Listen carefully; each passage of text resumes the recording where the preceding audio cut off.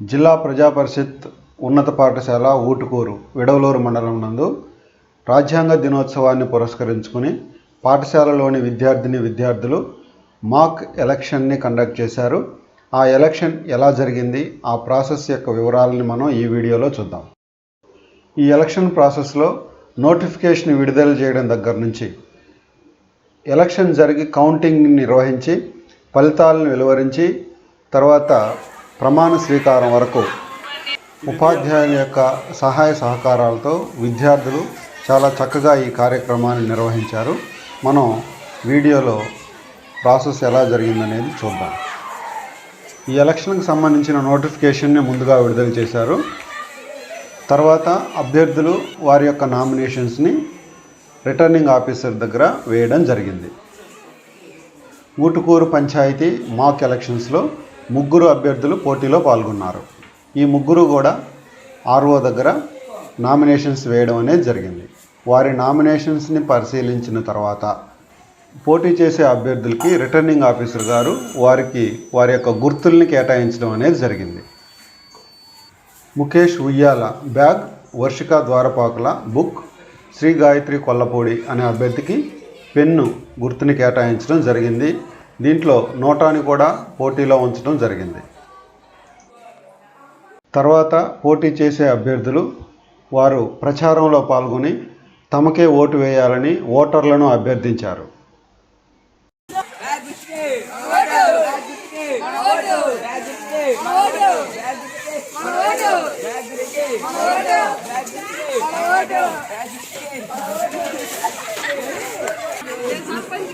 సర్పంచ్గా ఈ సంవత్సరం పోటీ చేస్తున్నాను.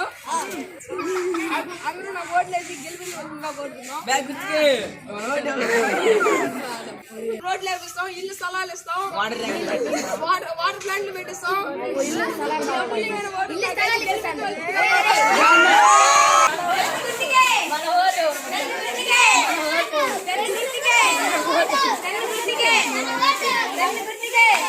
అందరికీ నమస్కారం. నేను పంచాయతీ సర్పంచ్గా పోటీ చేస్తాను. అందరూ దయచేసి నేను వాటర్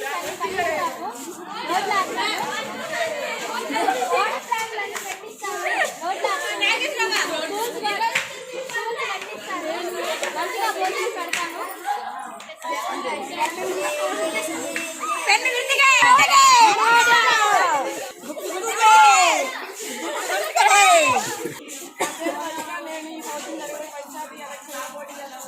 దయచేసి మీ అమూల్యమైన ఓటు వేసి నేను గెలిస్తే డ్యామ్స్ కట్టిస్తాను, చెరువులు తవ్విస్తాను, స్కూల్ కట్టిస్తాను, మీరు 3 పూట్ల అన్నం పెడతాను, నీళ్ళు తాగడానికి నీళ్ళు ఇస్తాను, వీధి లైట్లు వేపిస్తాను, రోడ్లు వేపిస్తాను. దయచేసి మీ అమూల్యమైన ఓటు నాకేసి కోరుతున్నాను. ఇలా ముమ్మరంగా ప్రచారంలో పాల్గొన్న తర్వాత ఎలక్షన్ రోజు రానే వచ్చింది.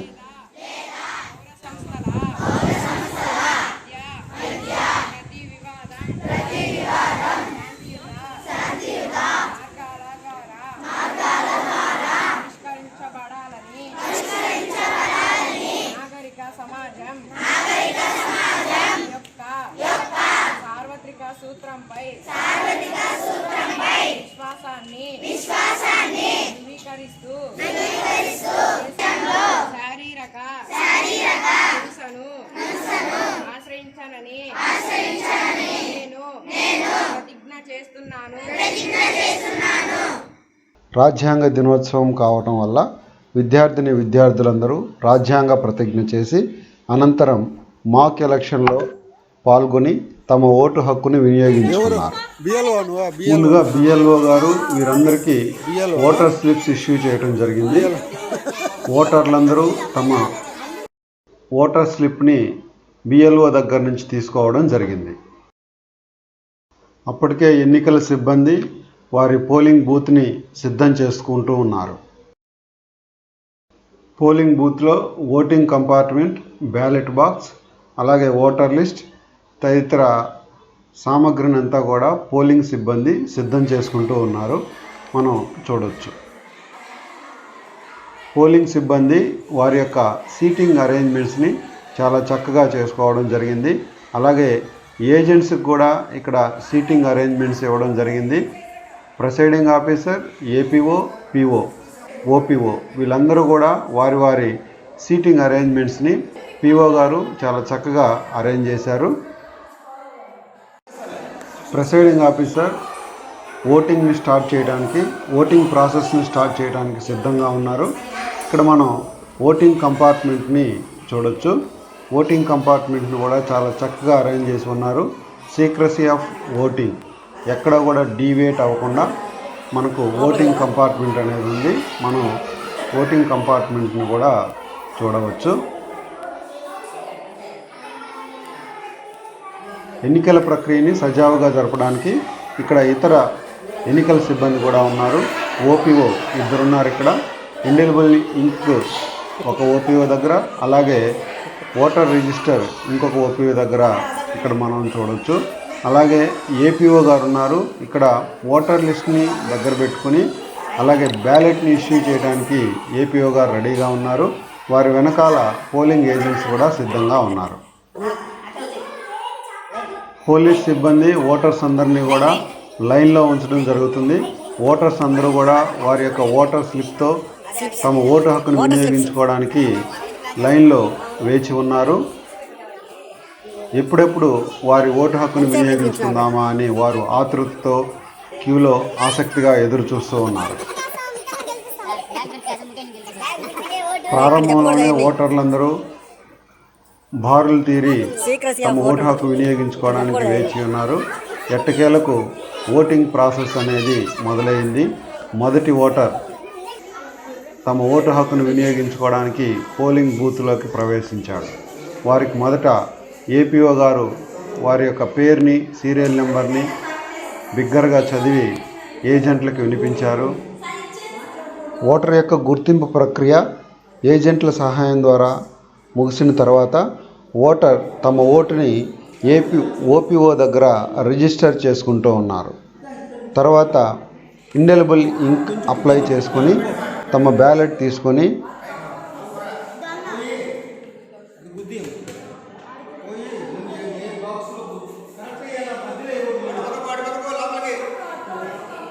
ఓటింగ్ కంపార్ట్మెంట్లోకి వెళ్ళి తమ ఓటు హక్కుని వినియోగించుకొని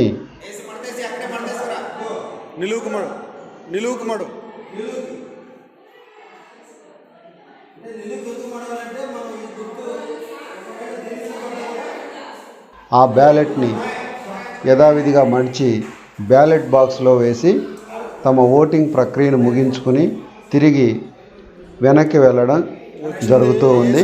మనం చూడవచ్చు.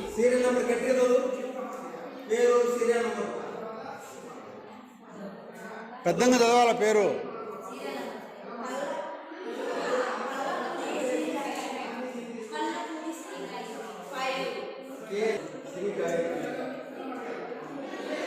నువ్వు చదివినప్పుడు అక్కడ పేరు రాసుకోవాలి.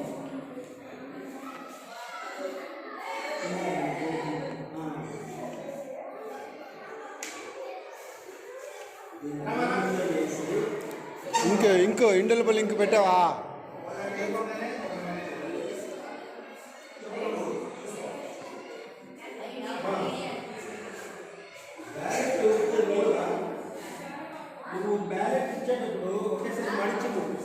ఇట్లా మడవాలని చెప్తే వాళ్ళు మడుస్తారు. అట్లా మడిచా అట్లా మడచ్చు. ముందు నిలువుకి తర్వాత అడ్డంగా మడచ్చు.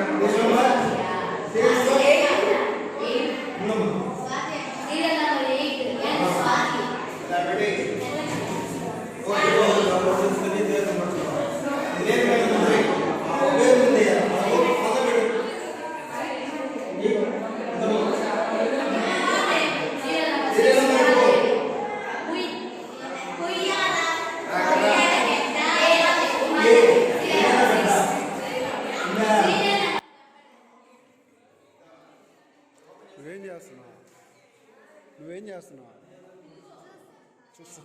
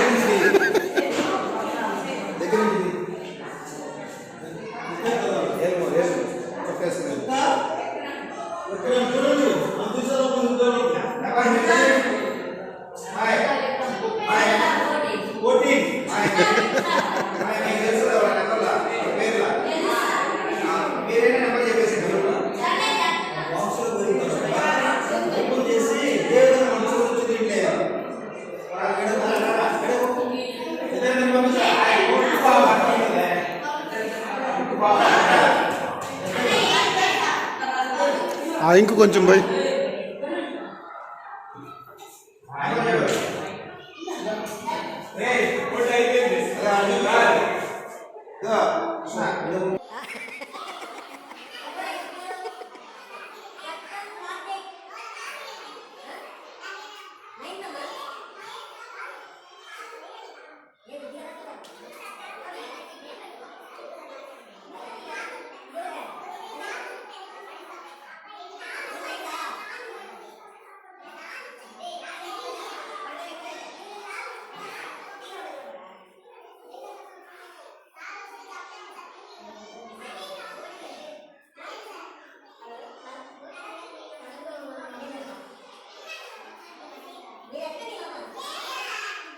అలాగ రాసుకో.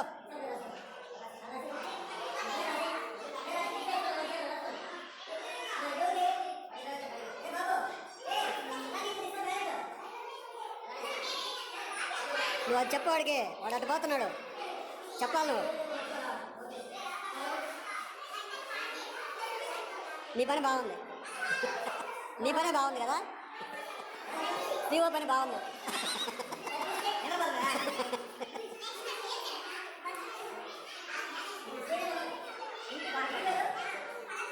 అది ఇండియన్ లింక్ కాదు కదా, మామూలు కదా. దాని డ్రెస్ ఏదన్నా వేరే ఇస్తే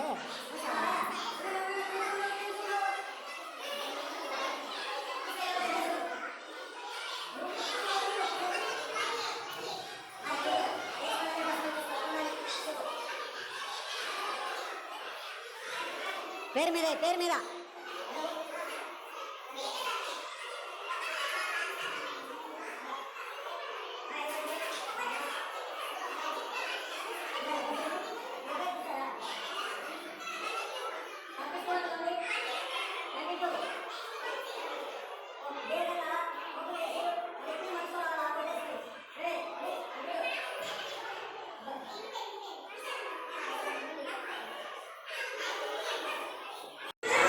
ఏది మీ వాటర్ స్లిప్స్?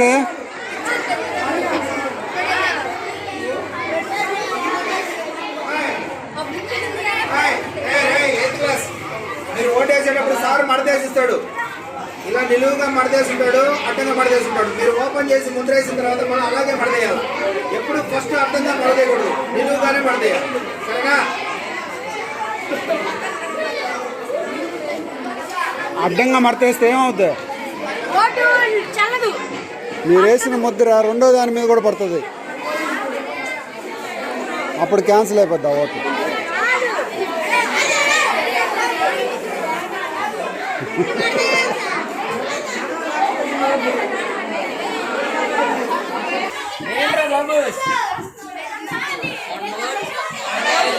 ఎవరికేసా ఓటు?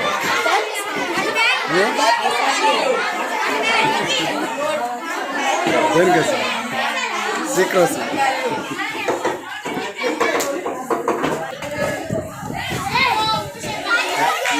ఎవరికేసారమ్మా మీరా?